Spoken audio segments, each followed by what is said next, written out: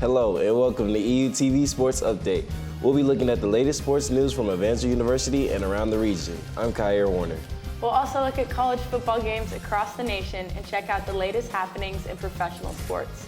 I'm Sarah Cummings, and this is Sports Update on EUTV.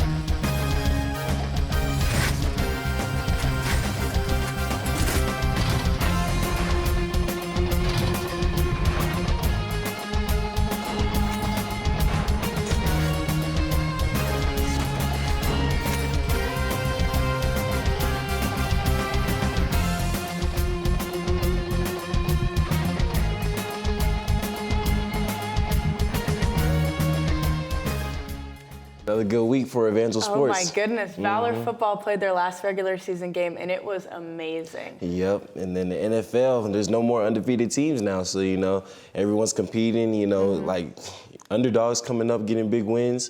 We're going to talk about it. Absolutely, and we've got basketball action again as we get deeper into the season. There's more to talk about there, so it'll be a good show today. Women's basketball played in the MACU Classic in Oklahoma City, Oklahoma this past weekend. On Friday, they faced Mid-America Christian University. Evangel fell behind early in this matchup and was never able to gain their footing. The MACU offense could not be stopped as they took this game 80-65. In their second game of the weekend, the Valor faced John Brown University. Another rough first quarter for the Valor put the team in a hole yet again. At halftime, the score of this one was 40-20, with the JBU Golden Eagles up. Evangel fought back hard, outscoring John Brown in the second half, but still fell short, losing this one 71-59. The Valor are off to a slow start, still looking for their first win of the season. On Saturday, they play their first home game, hosting Baptist Bible College. Evangel men's basketball won a big game over a ranked Oklahoma Wesleyan team last week. The Valor used the second half scoring surge to hold off the opponent, and along with winning this confidence booster, the Valor hit critical three-pointers and 6 consecutive free throws when they needed it the most. Junior Manrique Alvarado led the second half surge and also reached a new personal record with 20 points to help get the 73-68 win. The Evangel football team dominated from start to finish and recorded another shutout on the season against Central Methodist last Saturday. Bryce Numa was the first to score for the Valor with a nice 35-yard rush into the end zone in the first quarter. The Valor defense put up a few points as well, with CMU fumbling the ball into the end zone for a safety, and the Valor's defensive back, Anthony Leverfon, brought home a 40-yard pick six. The Valor made multiple big plays on offense and on special teams for the rest of the game and took home the win 33-0 over the Eagles. On Thursday, the Evangel Athletics Department announced the Evangel Valor Marketplace as a part of their partnership with Open Doors. Open Doors is the industry leader in name, image, and likeness technology for student athletes, allowing them to find opportunities for NIL deals and profit. The NIL Marketplace will offer a streamlined access point for people who would like to explore NIL collaborations with Valor student athletes. That NIL deal, the marketplace with Open Doors, that's a really big deal for student athletes. I feel like that's going to open a lot of doors for the athletes now, just with everything that's coming with that. So big opportunities coming from that. Yeah, definitely. And then with football, they dominated against CMU in their season finale. Goodness, They went out there and offense, special teams, defense, everything was amazing. And it was cold out there too, 30 degrees, I believe, a little bit windy. And even some Evangel fans came out to support, and, it helped out a lot. Yeah, a huge win like that, that's the way you want to go out. They didn't make it to the postseason, the conference tournament, but still, you have to be proud with a victory like that. Yep. Coming up next, I'll be here with Evangel men's basketball coach Bert Capel. And later, we'll look at some of the most significant college games from the weekend and some wild NFL games. We'll be right back.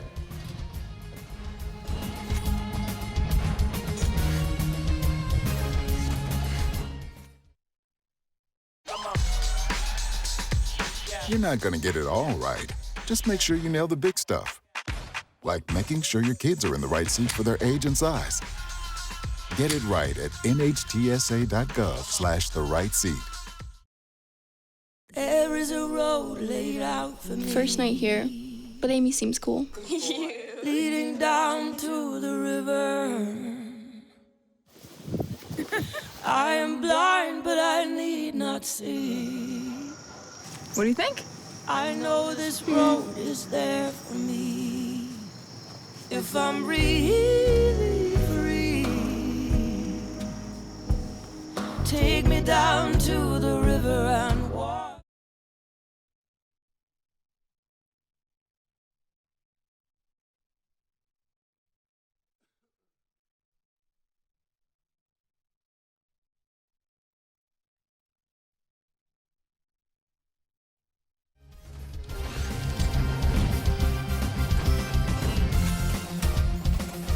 Welcome back. I'm here with Evangel men's basketball coach Bert Capel. Thank you, Coach, for being here with us today. Yeah, thank you for having me. Coach, your season just got underway, so can you tell us your thoughts about how it's going so far? Yeah, to start the year, we had a lot of veterans coming back. Not a lot of new guys, and so felt like at the beginning of the year we should hit the ground running. I thought we did the first game. Second game, we didn't play very well, which was certainly a little disheartening, especially didn't think the team was very good, but that we played. But last two games played much better, and I don't know, hopefully we can just keep it going one game at a time. Yeah, absolutely. Are there any players that are really standing out so far? Yeah, the last couple games has probably been Josh Pritchett and Manrique Alvarado. We played again on the road last night in Oklahoma. Both of them had pretty good games. Manrique started out the season not very good, and then he's been really good the last couple games. But the most consistent has probably been Josh. Josh has been our senior, and these first four games he's probably played very well. Yeah, are there any other surprises that were unexpected, such as freshmen or transfers that you've had on the team? Yeah, we have one transfer in the starting lineup. He sat out last semester, and is now playing this year, and he's been pretty good. He hasn't played in a couple years because of injuries and stuff at other schools, but he stepped up and he's been playing well, and hopefully he can keep doing that. Yeah, that's awesome. How does this year differ from last season? Well, I think any time, like myself, you come into your second year of doing something, it's a lot easier and familiar. Last year was new, and the players were new, and we were getting to know each other. But we've all kind of gone through this before, and so I think we have a better idea of what to expect from each other and how to handle certain situations. But it's been a lot better. Last year was fun. I think anytime you do something for the first time, it's always an interesting adventure, and you're trying to figure stuff out along the way. And not that hasn't been the case this year, but with everybody kind of already gone through that first year, and now in their second year, I feel like we're kind of a little more ahead. Yeah, the team was pretty successful last year, right? Yeah, we had a pretty good year. Won 22 games and made it to the national tournament, which was a good year. I wouldn't say it surprised us, but we didn't really know what to expect. We just kind of played hard and kind of saw it happen, and we got hot a little bit and kept going. But yeah, so it puts a little pressure on us this year, I guess, because now we got to be good, but it's okay. How do you build off of a national tournament appearance? What's your approach? Yeah, I think the first thing with any coaching is, you can coach how to get better in techniques, offense and defense, but you can't really teach experience because it's something you just have to go through. And so I feel like last year, making the run we did and getting to the national tournament helped those guys, especially the returners, kind of understand how it is and what it feels like, and how to handle the national tournament and all that comes along with that. So I'm hoping this year that, they kind of get that part, and we can keep teaching and keep doing what we have to as coaches, but hopefully that experience kind of plays into as the year goes along. Definitely. And Monday night, if I'm right, I think there was a nationally ranked team that you guys went up against. So what were your thoughts on that game? What's that like to kind of test out your team against a ranked team? Yeah, I mean, at that point, they were the best team that we had played.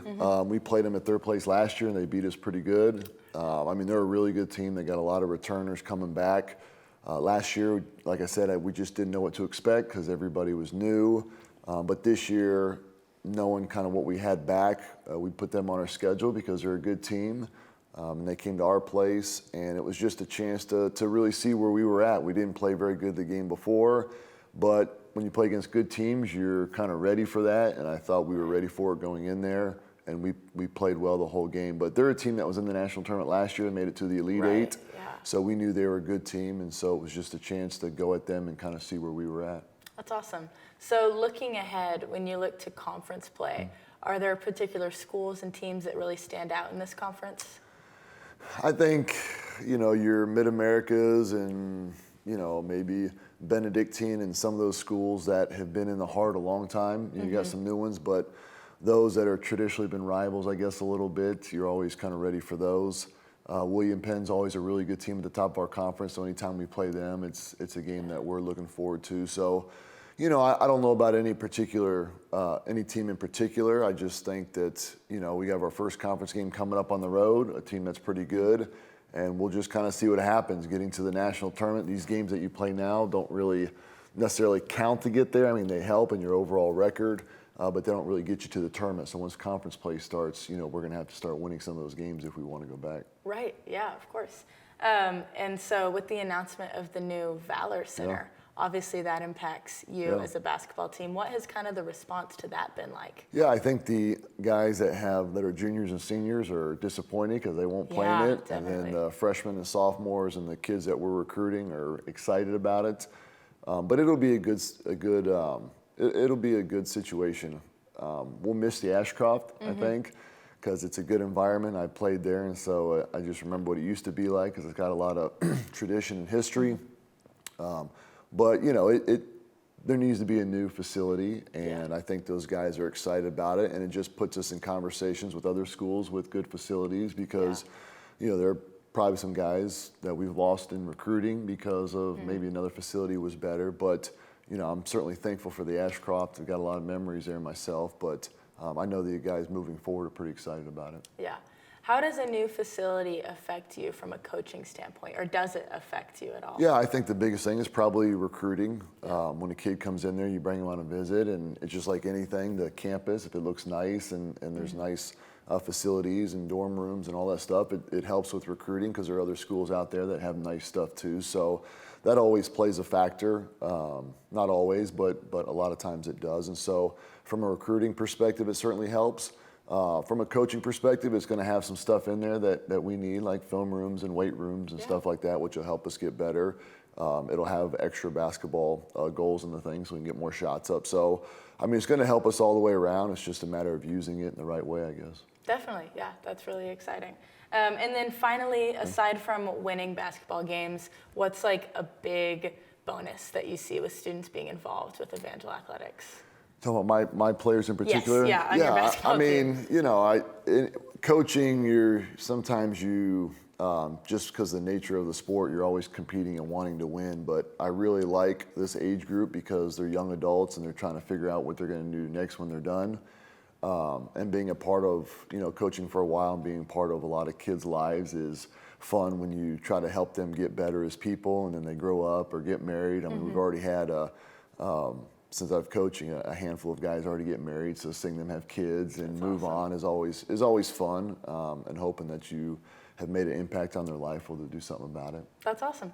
Well, thank you so much for being with us today, Coach, and best of luck with your upcoming games in the season. Appreciate it. Coming up next, we'll look at some college games and NFL action from the weekend. Stay tuned.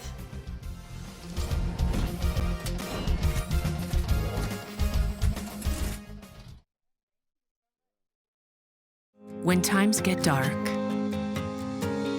we can't see the help that's all around us. Let 211 be your guiding light for help with food, healthcare, and other resources. 211, how can I help you? Call 211 or visit 211.org. 211, get connected, get help.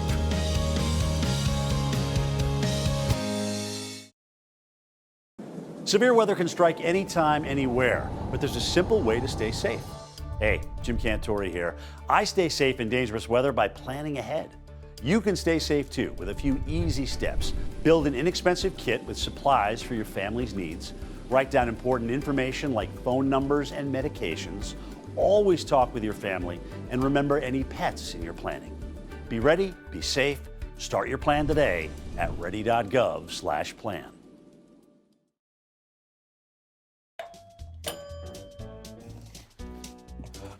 What a disaster.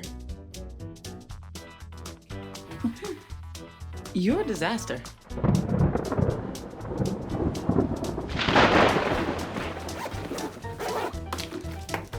This is a disaster. You can't be ready for every little disaster, but you can prepare for a big one.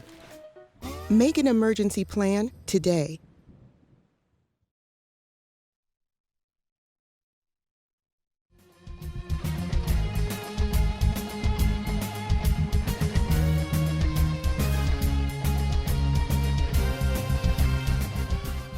In college football, the number 4 and unbeaten TCU Horned Frogs traveled to Austin to face the number 18 Texas Longhorns.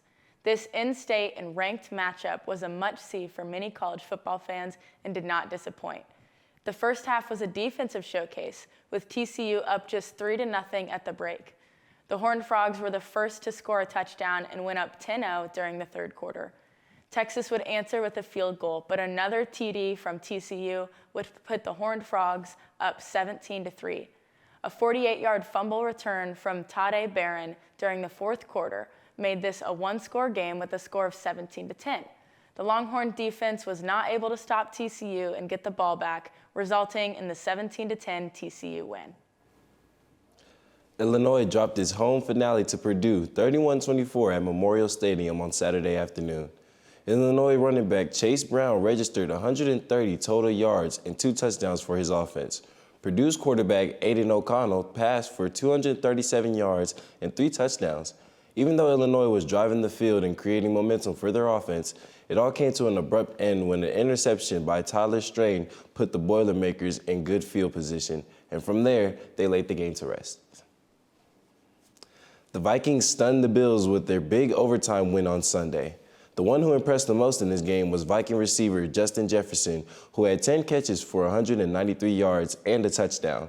Bills quarterback Josh Allen threw 29 for 43 with 330 yards, and from there, both offenses were throwing haymakers at each other all game, which is why they went into overtime. The Vikings were only able to come up with a field goal in OT, which gave the Bills offense a chance to win the game with a touchdown. But on 2nd and 10, Josh Allen threw an interception straight into the hands of Patrick Peterson and ended the game 33-30 in favor of the Vikings.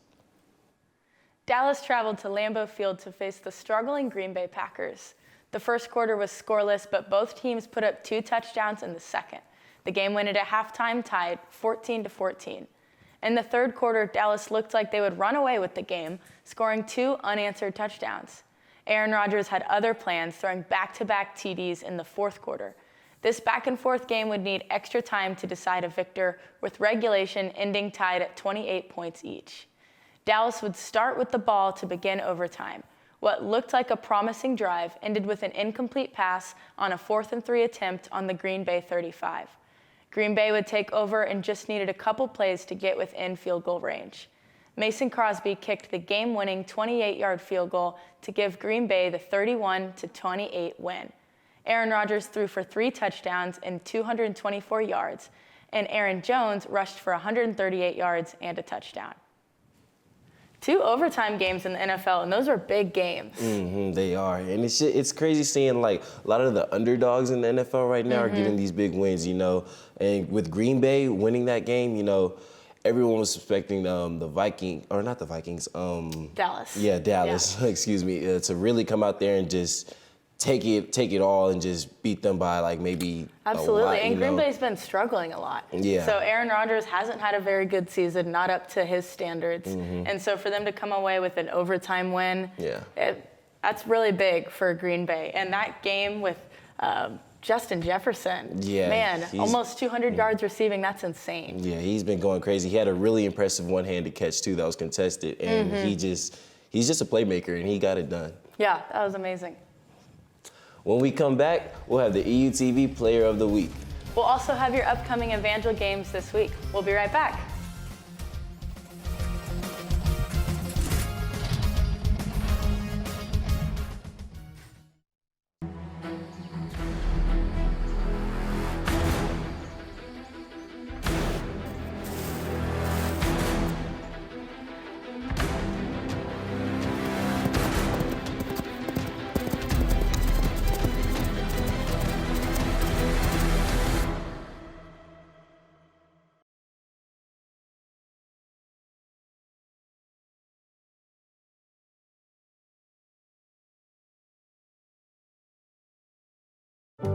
My biggest fear in the middle of my addiction was that I would never be able to get over it and that my kids wouldn't have a father. I started thinking, you know what? This isn't my story. For the longest time, fear held me back from ultimately being who I wanted to. I had to become a better man to be a better father. It's important to me that my kids are empowered and truly believe that if they can think it, they can do it.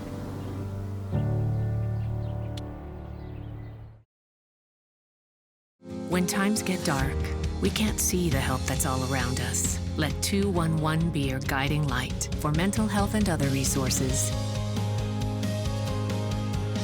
Call 211 or visit 211.org.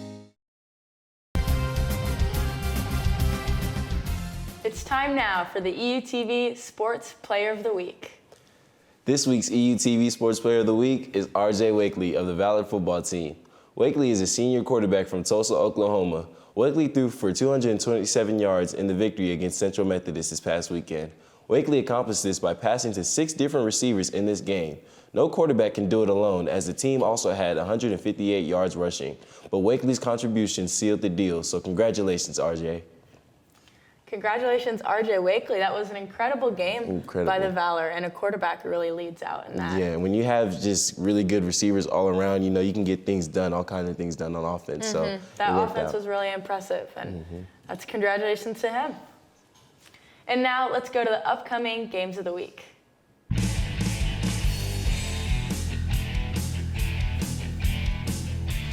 Men's and women's cross country will be running Friday, November 18th for the NAIA National Championships in Tallahassee, Florida.